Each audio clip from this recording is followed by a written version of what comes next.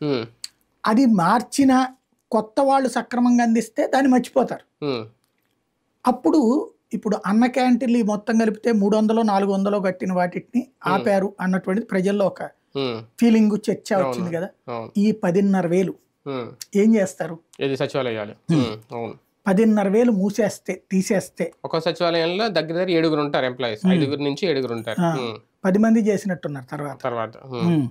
Total గా అది 2,000 మందికి ఒకటి.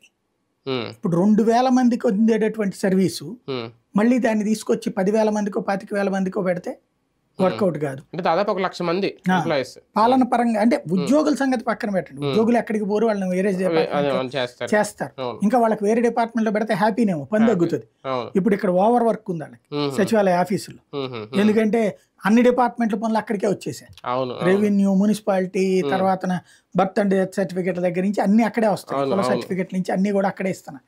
కాబట్టి వర్క్ లోడ్ ఎక్కువైపోయింది వాళ్ళకి. వాళ్ళని మారిస్తే హ్యాపీగా ఫీల్ అవుతారు, కానీ కొత్తగా తీసుకున్న వాళ్ళు పని చేయగలగాలి కదా. అదే కదా. రెండవది, ఇది ఇప్పుడు ఓ పంచాయతీ పరిధిలో దాదాపుగా ఒక 5 6 సచివాలయాలు ఉంటాయి. వార్డు కోటి వచ్చింది కదా.